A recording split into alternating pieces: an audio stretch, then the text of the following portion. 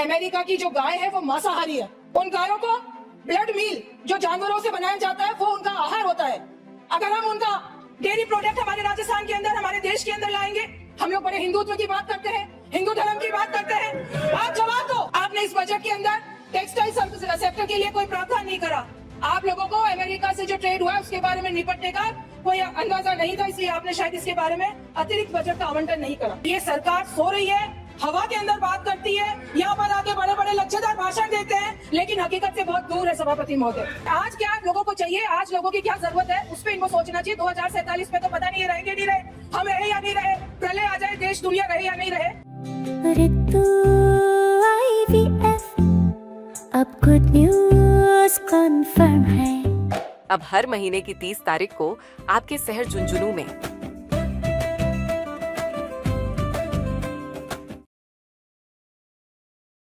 सभापति महोदय, विनियोग विधेयक केवल सरकार द्वारा जनता की गाड़ी कमाई को तिजोरी से निकालने की अनुमति मात्र नहीं है, बल्कि यह उस भरोसे का हिसाब है जो प्रदेश की 8 करोड़ जनता ने इस सरकार पर दिखाया था।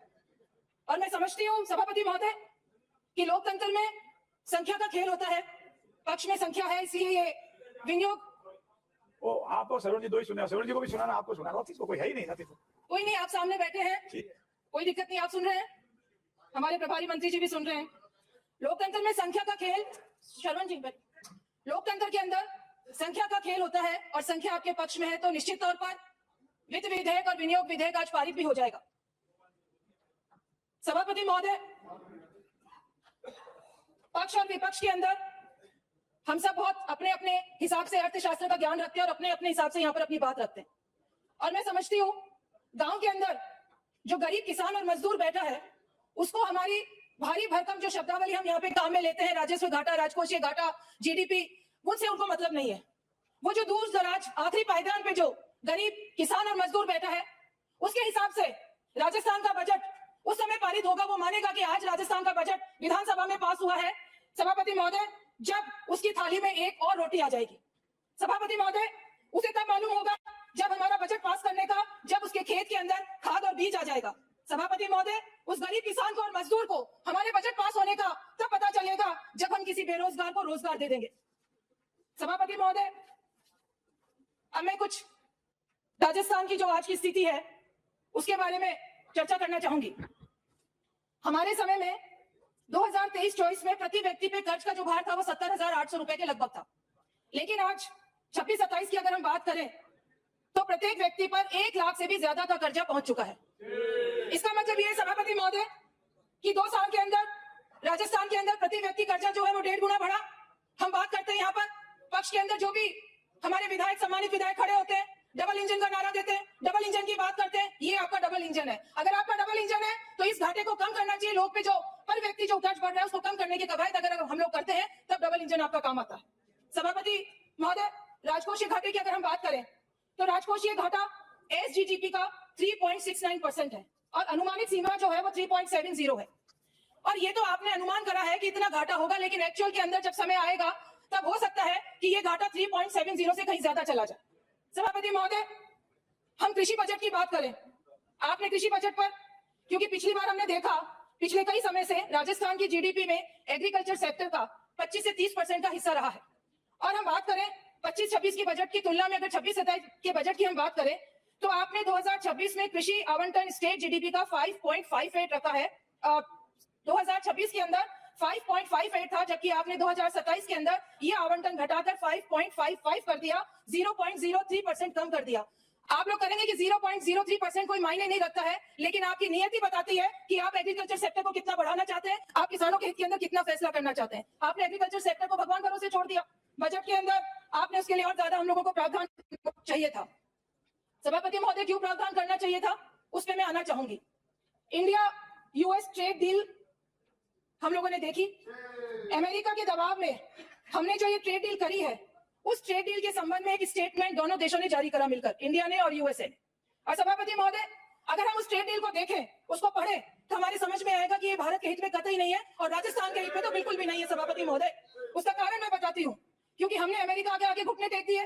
क्या कारण है वो तो आपके केंद्रीय शीर्ष नेता तो बता पाएंगे, आप लोगों को भी नहीं पता, क्योंकि आपसे वो चर्चा नहीं करते, आपसे कभी पूछते नहीं है कि आपके प्रदेश के लिए बजट में क्या देना चाहिए, और ना आप कभी मांगने जाते हैं वहां पर।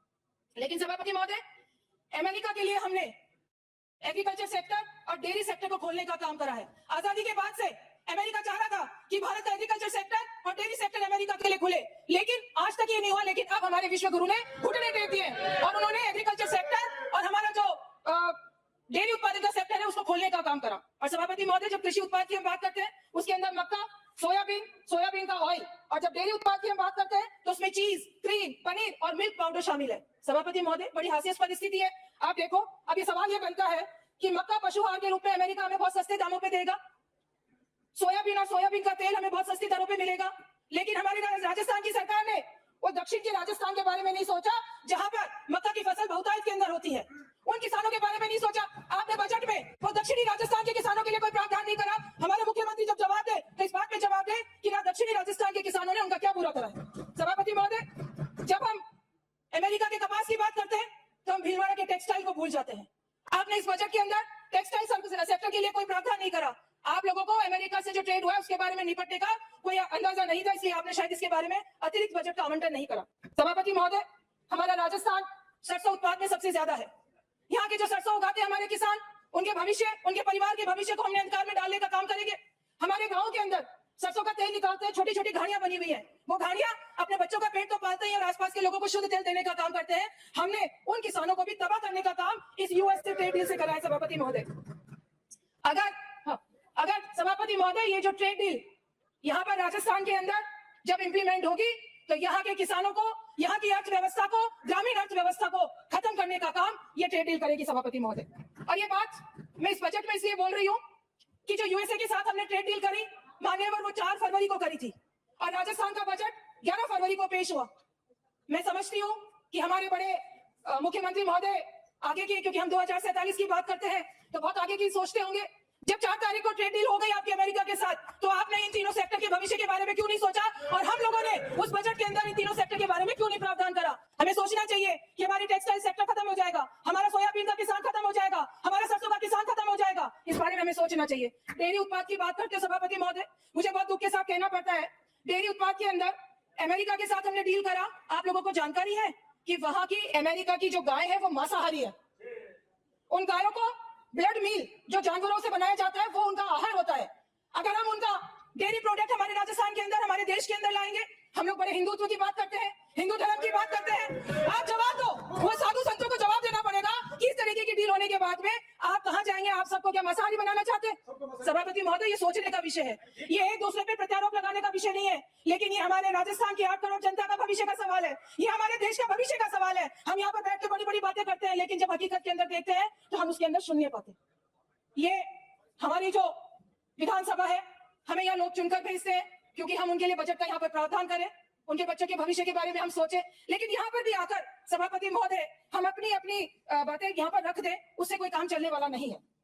एक और वजह की बात सभापति महोदय, केंद्र करों की हम बात करें, केंद्रीय करों में राज्य का हिस्सा अब तक 6.026% था। 15वें वित्त आयोग की सिफारिश पर यह हमें पिछली बार मिला। सभापति महोदय, 16वें वित्त आयोग की सिफारिश के अनुसार हमारा हिस्सा घटकर 5.926% रह गया है, और मैं समझती हूँ ये इस सरकार की सबसे बड़ी फेल्योर है। इसलिए फेल्योर है कि केंद्रीय वित्त आयोग एक संवैधानिक संस्था है, हमारा सीधा उससे कोई ताल्लुक नहीं है, लेकिन सभापति महोदय हमारे जो इसके जो प्रतिनिधित्व मंडल आया था, जिसमें अरविंद जी पानगढ़िया साहब थे उसके वित्त आयोग के अध्यक्ष, और उनकी टीम जब राजस्थान का दौरा कर रही थी तो हमारी सरकार ने इस पे विशेष ध्यान नहीं दिया। हमारी सरकार ने ज्यादा बजट लेने के लिए उन पे कोई दबाव नहीं बनाया। हमारी सरकार ने, राजस्थान की सरकार ने न कोई ऐसे मापदंड उनसे तय कराए जिससे वो हमें कोई विशेष पैकेज देकर जाए। सभापति महोदय, इस बारे में भी हमारी सरकार का फेलियर है। हमारा जो राजस्थान के भीलवाड़ा से है शायद। सभापति महोदय, जब 15वां वित्त आयोग राज्य को कर बांटता था, जब बंटवारा होता था, तो क्षेत्रफल को 15% का वेटेज दिया जाता था, लेकिन 16वें जो वित्त आयोग है उसने हमारे राजस्थान के क्षेत्रफल को 10% का, केवल 10% का वेटेज दिया, इसलिए हमारा करों के अंदर हिस्सा कम हो गया। सभापति, ये एक सोचनीय विषय है कि हम क्या करना चाह रहे हैं। इसका मतलब हमारी डबल इंजन की सरकार हम बोलते बोलते हैं लेकिन काम की नहीं है, उसके इंजन फेल है। इस बारे में भी हमें सोचने की, क्योंकि जो फंड हमें वित्त आयोग से मिलेगा सभापति महोदय, वो यहाँ की जनता के काम आने वाला है, राजस्थान के विकास के अंदर काम आने वाला है। लेकिन उसके अंदर भी अगर राजस्थान की सरकार उदासीनता दिखाती है तो ये बहुत सोचने की बात है सभापति महोदय। अब कैग की रिपोर्ट पर आए, क्योंकि पूरा लेखा जोखा, वित्तीय लेखा जोखा है वो कैग देखती है, अच्छा बुरा है उसके बारे में कैग बताती है सभापति महोदय। मैं आपको बताना चाहूंगी कि कैग की आपत्ति आई है रिपोर्ट पर 25-26 के ऊपर। कैग ने निरंतर ये चिंता जताई है कि राजस्थान अपनी उधारी का एक बड़ा हिस्सा 60 से 70% पुराने ऋणों के पुनर्भुगतान पर और राजस्व घाटे को पाटने में खर्च कर रहा है। सभापति महोदय, कैग ने इसे वित्तीय स्थिरता के लिए जोखिम बताया। दूसरा जो कैग ने कहा, कैग ने ये माना है कि राजस्थान सरकार के सार्वजनिक उपक्रमों की स्थिति बहुत दयनीय हो गई है सभापति महोदय। राजस्थान सरकार ने सार्वजनिक उपक्रम में लगभग 62,818 करोड़ का निवेश किया। कितना किया सभापति महोदय? 62,818 करोड़ रुपए का निवेश किया और केवल मात्र 6 करोड़ का रिटर्न उसे मिल सका है। ये तो स्थिति राजस्थान की है। और रिपोर्ट ने इसे सरकारी धन की बर्बादी और निवेश के प्रबंधन में चूक माना है सभापति महोदय। ये सरकार सो रही है, हवा के अंदर बात करती है, यहाँ पर आके बड़े बड़े लच्छेदार भाषण देते हैं, लेकिन हकीकत से बहुत दूर है सभापति महोदय। चिल्लाओ, कोई फर्क नहीं पड़ेगा, बोले आप। बाबू सिंह जी तो मेरे साथ 8 से 13 में विधायक रहे हुए हैं, बहुत सीनियर है, और यहाँ पे जो बात रखते हैं, मेरे पिताजी रामनारायण चौधरी जी कभी कोई वक्तव्य रखते थे, मैं रखती हूँ तो मैं कोई ऑथेंटिक लेकर आती हूँ, हवा में बात नहीं करती हूँ। और ये मैं आरोप नहीं लगा रही हूँ, ये आपके और हमारे सोचने का विषय, हम दोनों पक्ष मिलकर इसका रास्ता हमें निकालना चाहिए ताकि राजस्थान के हित के अंदर हम लोग फैसले कर सके। सभापति महोदय, कैग ने एक और जो सबसे बड़ी बात कही है, चिंता व्यक्त करी है, वो ये कह रहा है कि परियोजनाओं में देरी, जो अक्सर यहाँ पर विधायक चाहे पक्ष के हो, चाहे सत्ता पक्ष के हो, चाहे विपक्ष के हो, अब मुद्दे उठा रहे हैं कि जब परियोजना बजट में पारित होगी, चाहे पिछली सरकार में हो, चाहे सरकार के अंदर हुई हो, हम उनको योजनाओं को टाइम बाउंड योजना नहीं लाते हैं। उसका एक टाइम फिक्स होना चाहिए कि ये योजना अगर 6 महीने में कंप्लीट होनी है या इसी वित्तीय वर्ष में कंप्लीट होनी है तो कंप्लीट होनी है। उसका जो वित्तीय भार बढ़ता है वो हम सब लोगों पे बढ़ता है, इसलिए इस चीज का भी प्रावधान होना चाहिए सभापति महोदय। मैं आपका जो बजट था, मुझे एक कहानी याद आती है। एक प्रदेश के राजा ने एक व्यक्ति को एक सजा दी, फांसी की सजा उस व्यक्ति को दी। उस व्यक्ति ने अपनी जान बचाने के लिए एक आखिरी कोशिश में कर लूं ऐसा सोचकर राजा को बोला कि राजा जी, मैं आपके घोड़े को 1 साल के अंदर उड़ना सिखा दूंगा। उस कैदी की ये बात सुनकर उसके जो साथ में कैदी थे, उन्होंने बड़ी हंसी उड़ाई कि ये कभी संभव हो सकता है कि घोड़ा उड़ सकता है। तो उसने कहा, मैं एक कोशिश करता हूँ अपनी जान बचाने के लिए। तो वो कैदी साथी जो उसके साथ के थे, उन्होंने कहा कि तू पागल हो गया, कभी उड़ नहीं सकता, इतना हो सकता है कि तेरे को 1 साल और जीने का मौका मिल जाए। तो उस कैदी ने जवाब दिया कि क्या पता राजा मर जाए, क्या पता ये जो जनता है ये खत्म हो जाए, और क्या पता मैं खत्म हो जाऊं, और क्या पता घोड़ा ही उड़ना शुरू कर दे। तो सभापति महोदय, ये जो सामने बैठे हमारी सरकार जो है, उसकी सोच भी कुछ इस तरीके की है। जब 2047 की ये बात करते हैं तो ये धरातल पे नहीं है, हवा के अंदर है। इनको ये नहीं पता कि आज क्या लोगों को चाहिए, आज लोगों की क्या जरूरत है, उस पर इनको सोचना चाहिए। 2047 में तो पता नहीं रहेंगे नहीं रहे, हम रहे या नहीं रहे, प्रलय आ जाए, देश दुनिया रहे या नहीं रहे। सभापति महोदय, 2 लाइन से अपनी बात खत्म करूंगी। दुष्यंत कुमार की 4 पंक्तियां यहाँ बोलना चाहूंगी। तुम्हारे पांवों के नीचे कोई जमीन नहीं, तुम्हारे पांवों के नीचे कोई जमीन नहीं, कमाल यह है कि फिर भी तुम्हें यकीन नहीं।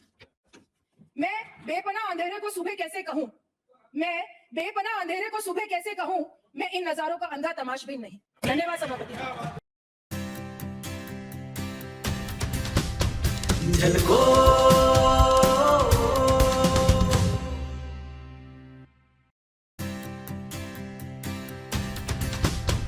झलको